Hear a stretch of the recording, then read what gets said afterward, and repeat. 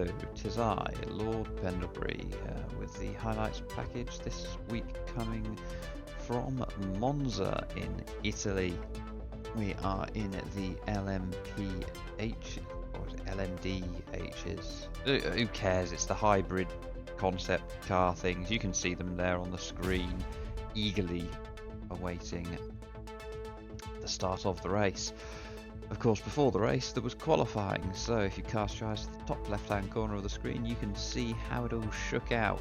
In first place we've got Will Thomas with an excellent lap, the only person getting into the 32s with a 32.9. We then have myself, Lord Pendlebury, in second. The second row of the grid was made up of Jeff Sharp and Chris Hulse. Paul Nicholson and Jamie Nicholson made up the third row. I've had a few drinks and the two Nicholsons there really confused me. We then have in 7th Axel Edwards with Steve Everson in 8th. Brian Dodd qualified in 9th with Josh Morris rounding out the top 10. Chris Palmer unfortunately missed out on qualifying, so having not set a time he starts in 11th. So here we join them behind the pace car, coming up to the Parabolica at the end of the pace lap. This might be an unpopular opinion, but the specific red, blue and whites that iRacing choose for their colours I find very ugly. Not quite as ugly as this changing between cameras though. Clearly deciding what's most exciting on a pace lap. Oh, everyone's checked up in the right column there. Looks like a good start for Will. Can't remember what I was saying now. It's just waffle anyway. Just killing time before everyone dropped the hammer. Here we are looking at the first chicane. Is everyone going to get through cleanly? Looks like they do. Oh, that is Chris Palmer out very wide there.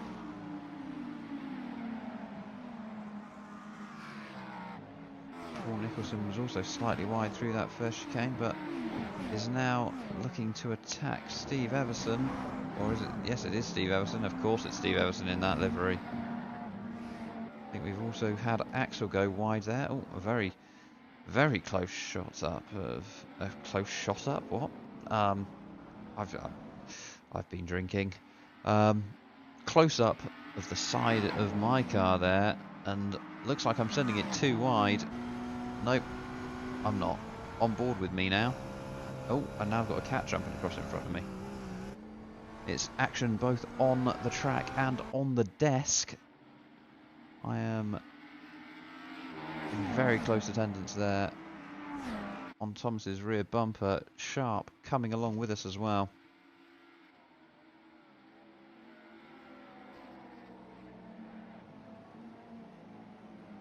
So we've got two different lines going through that last corner. Thomas and Pendlebury. Question is, will Pendlebury try and make hay whilst the sun shines, get past nice and early, or will he hold position? Has a little look up the inside there.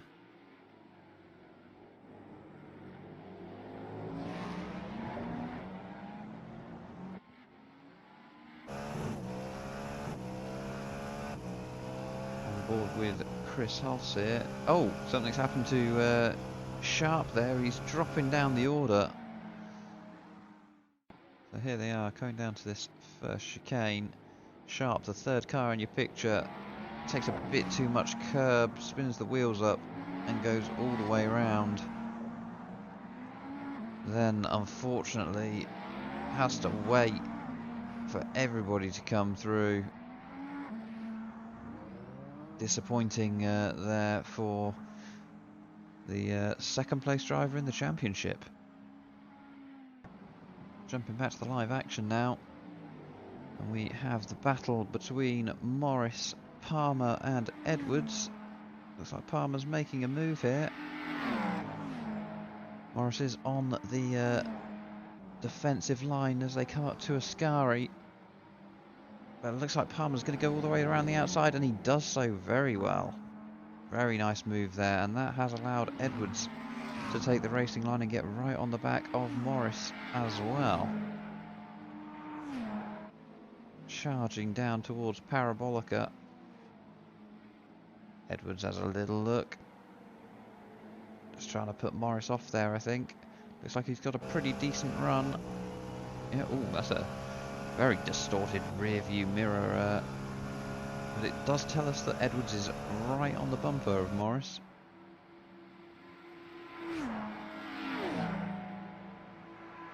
Looks up the inside. Heavy on the brakes. Has he got it stopped? I assume so. But Race Directs has decided that we're going to look at the front. We now go back to that battle, and there is confirmation. Edwards with a good pass on Morris. So joining the leaders here.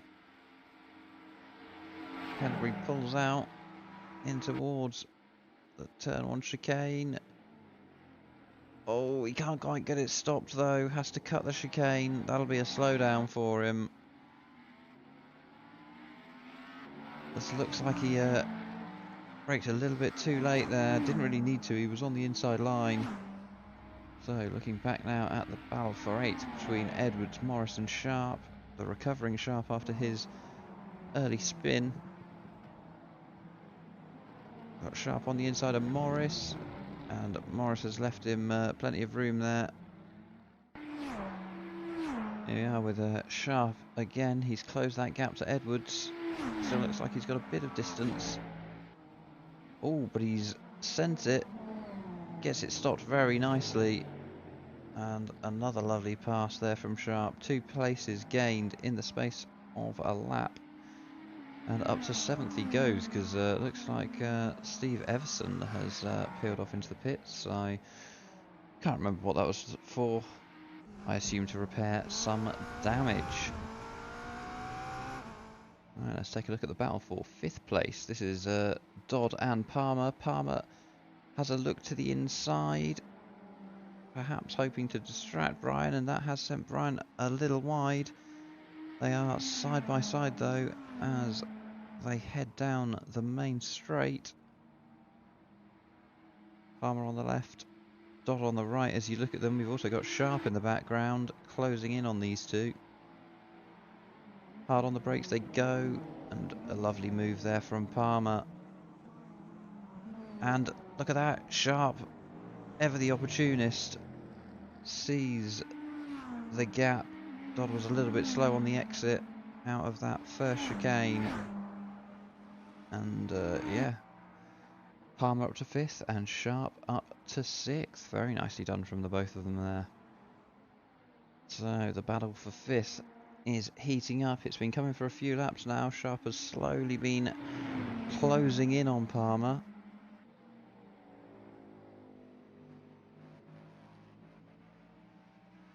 Maybe the car of choice, but it's definitely not the better looking of the two cars. The BMW, and Sharp sends it up the inside, but Palmer is going for the switchback, is he? Not quite, but he's going to have an excellent run down the main straight. Moves out to the left, hoping to make Sharp go defensive. But Sharp still has... Oh, he's a bit slow through there. And I didn't finish that last sentence. Palmer is not giving up 5th position here without a good fight. Oh, we've stayed on that camera for... Is he going to... Oh, lovely little duck to the inside there from Palmer. Is he late enough on the brakes? Not quite.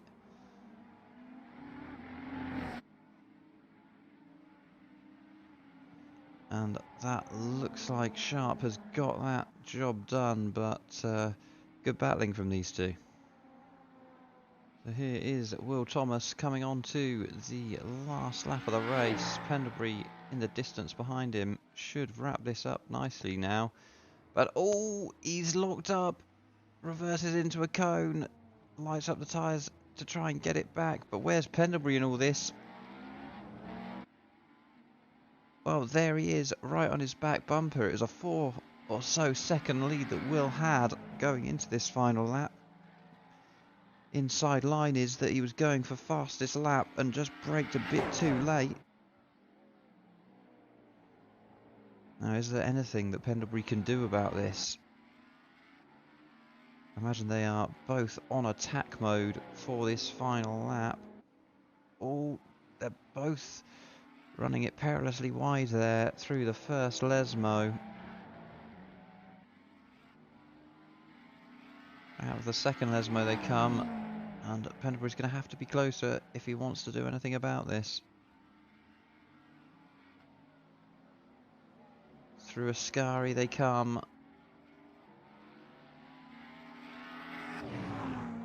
Is the Birds Are Drones man going to hold on to this?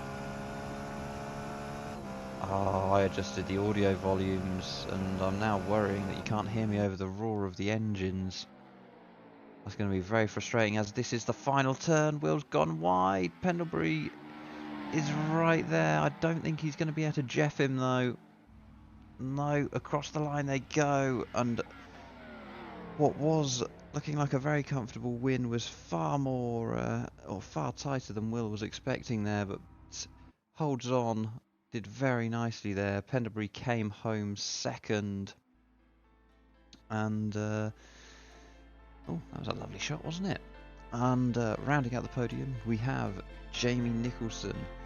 We then had Chris Hulse in a very good fourth position after his early spin. Sharp was able to recover to fifth place, which, given the circumstances, is not bad going at all. We then had Chris Palmer coming home sixth with Axel Edwards in seventh. Josh Morris came home eighth. Steve Everson ninth. Brian Dodd rounded out the top 10, and Paul Nicholson came home 11th. We will take a very short break and be back for race 2 in a second. I'm going to go and check those audio levels, and if I found that I've accidentally put the engine noise too loud, I'm going to go and cry myself to sleep and re-record it in the morning.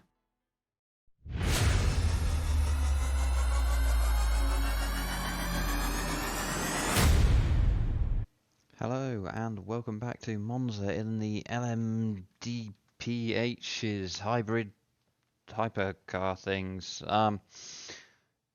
So yeah, riddle me this. Why is the safety car now a Porsche? It was a Mustang in the sprint race. Don't know why, but yeah, one to think about. Right, it's time for Guess That Livery. And in pole position we have Paul Nicholson in his black and green machine alongside Steve Everson.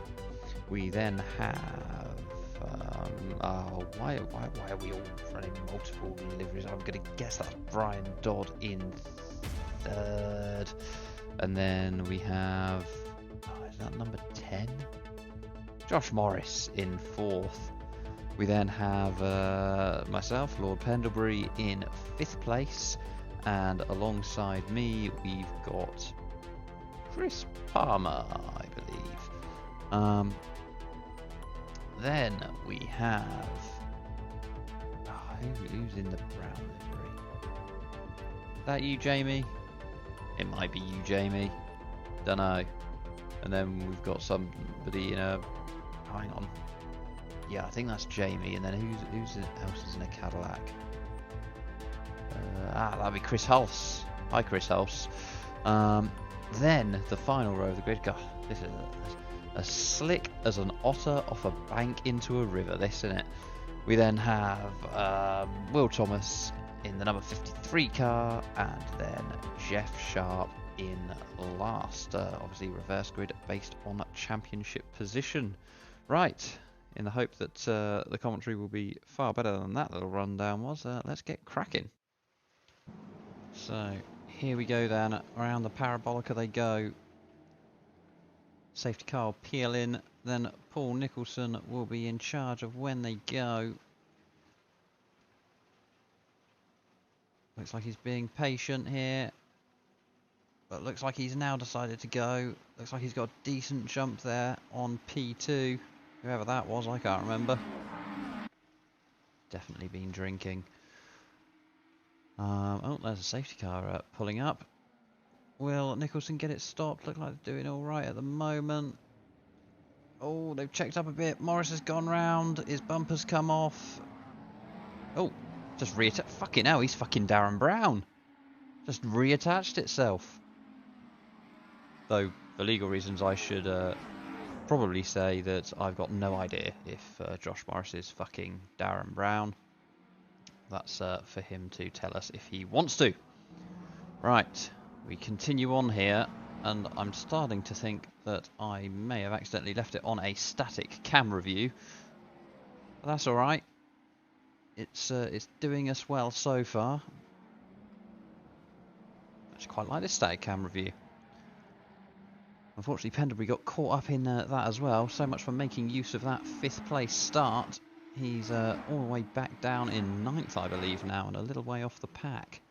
Oh, looks like Nicholson's gone for a dive up the inside. The screeching, there's barriers being hit, I can hear. Yep. In they go. Oh, there's more contact. It is... it is an audio clusterfuck there. Just... cars going into barriers all over the place. We'll take a look at the end of this lap and then go back and see what happened.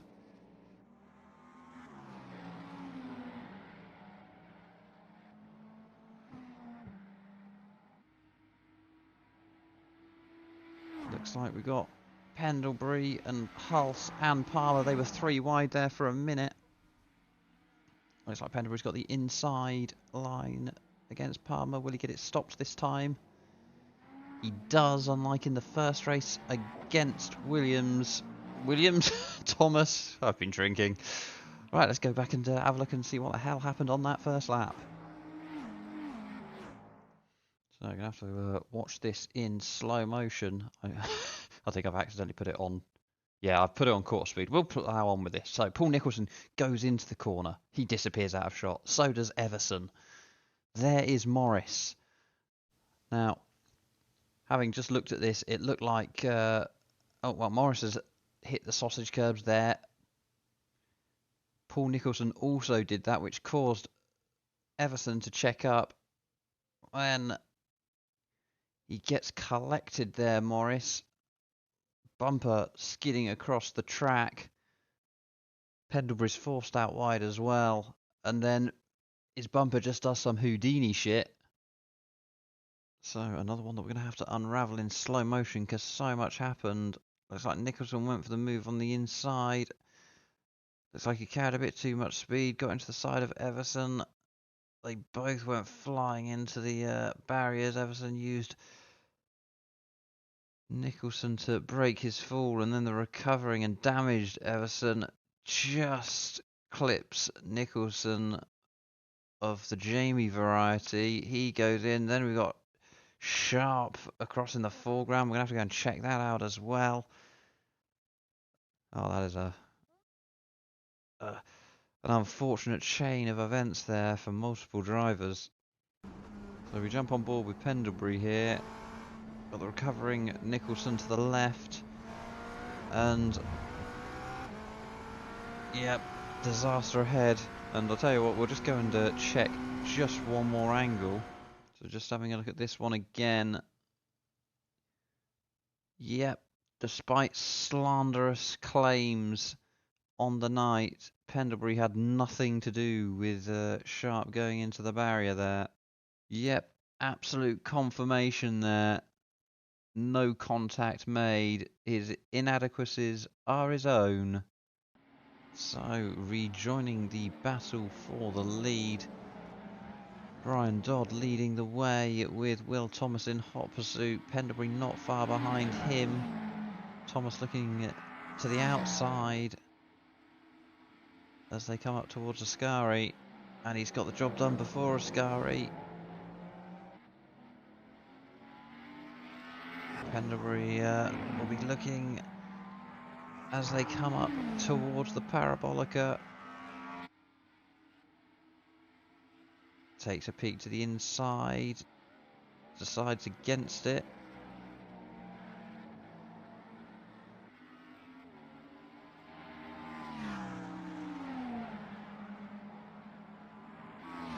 dives out.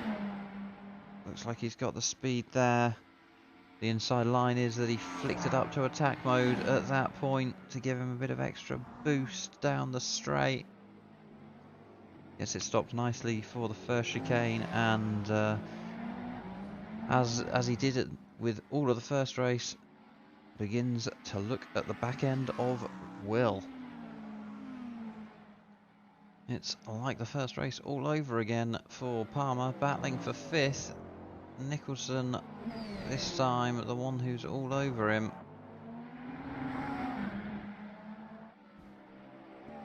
Coming up to the 2 Lesmos.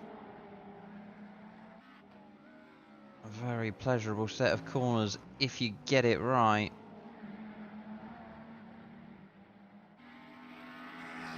Nicholson looking to carry the pace down as they head down to Ascari.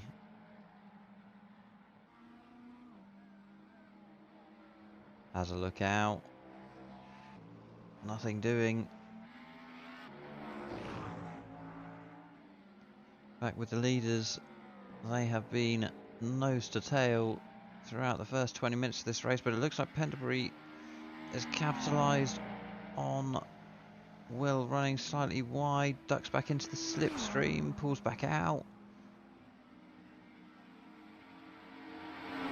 Side by side they go. Who's going to be latest on the brakes? Looks like Pendlebury's got it. Gets it stopped this time, unlike in the first race, where he had to sausage himself. That is a change for the lead. Will Pendlebury be able to get away from Will? Time will certainly tell. Joining the battle for 4th, 5th and 6th now between Hulse, Palmer and Nicholson. Palmer having a look at the inside of Hulse. So Palmer and Nicholson have been slowly closing Hulse down here. Nicholson in all that time though has been looking for a way past Palmer, but Palmer's defence has been solid. However, Nicholson does look like he's got a good run on him here. Looks to the inside. He's committed, and it looks like a lovely pass there for Nicholson as they sweep through Ascari. Nice little look at Ascari there. Carlos.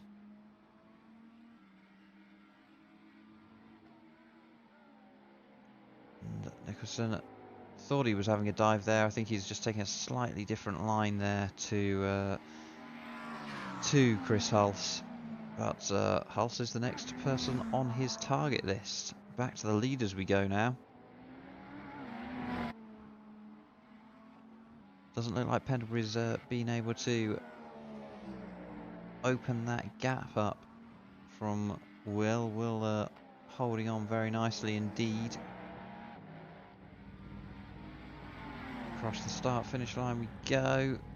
Will's got a decent run there. Hard onto the brakes. Will Pendlebury try and hang it around the outside? Only slightly. That did compromise his exit there. Looks like he got a bit of a slow run now. We're looking at Hulse and, more importantly, Nicholson. Not saying that Nicholson is more important than you, Chris, there, but the important aspect of that is that Nicholson is now ahead of you. Let's go and see the pass. So here they come out of the second Lesmo, and oh, onto the grass Nicholson goes there. Looks like it's a favourite passing spot for him. Gets it stopped, but he did compromise his exit slightly, and Hulse took a very nice line through there to give him the best possible chance of getting back past him as they come up towards the Parabolica, but doesn't look like he's got the pace to get back alongside. Tell you what, no doubting the size of the bollocks on Jamie Nicholson. Just look at this. Almost comes into contact with the wall under the bridge on the grass. You'd give most Grand National winners, the four-legged variety, are on for the money with the sizables that will have taken. Very nice move there, Mr. Nicholson. Here we join big old horse bollocks again, closing in on Brian Dodd, who is having an absolutely excellent race, an excellent meeting really. Consistency is key, and Brian is showing it in spades. Oh, Brian, I've put the mockers on you, I'm sorry. So, back to this lead battle between Thomas and Pendlebury, being the theme over both races really. Now, we went down to Ted in the pits earlier, and the inside line, as it is always called, is that Pendlebury's taken 2 fresh front tyres, Thomas hasn't. That's why Pendlebury has been closing the gap over the last few laps. He's to the outside now as they go down to turn 1 and 2.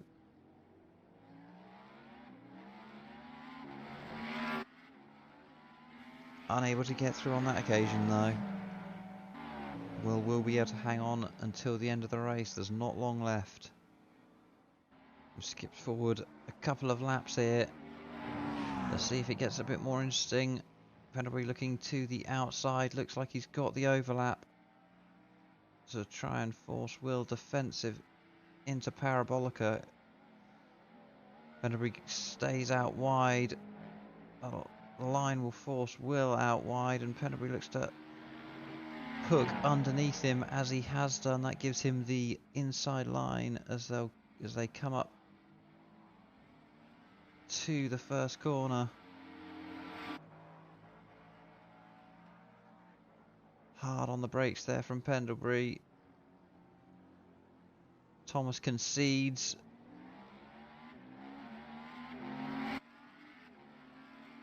Doesn't look like he's going to give this up without a fight though. He's got a great run on Pendlebury as they come through to the second chicane. Pendlebury goes defensive. Thomas looking to get all the way around the outside. They remain side by side through the entire chicane, but Pendlebury has the drive coming out. Thomas dives back in. This is cracking racing.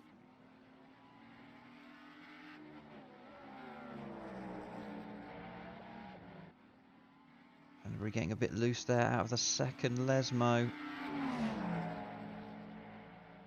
Having to go defensive. Will is really trying to force the issue here. Tries to go around the outside through Ascari. Couldn't get it done. Come up towards the Parabolica.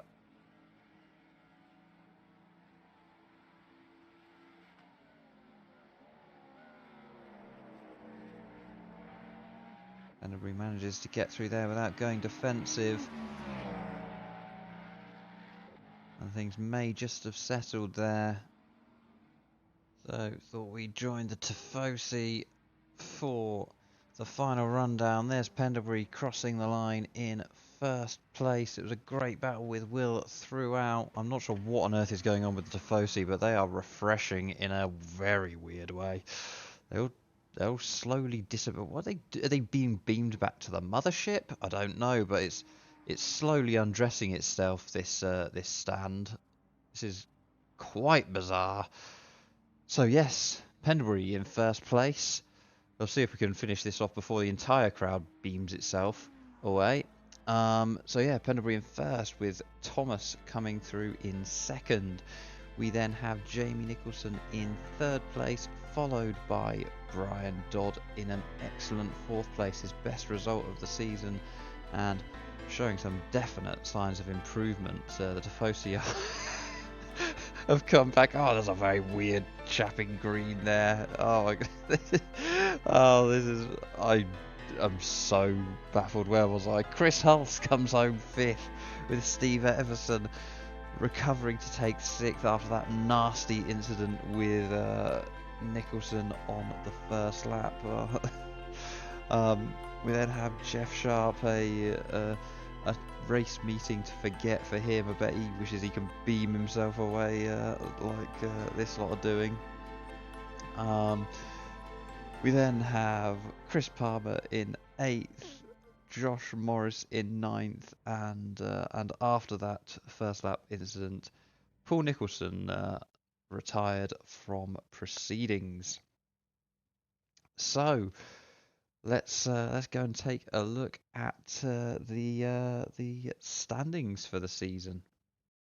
So here we go. Here are the standings for the season after the first 6 rounds. This does, of course, include drop weeks.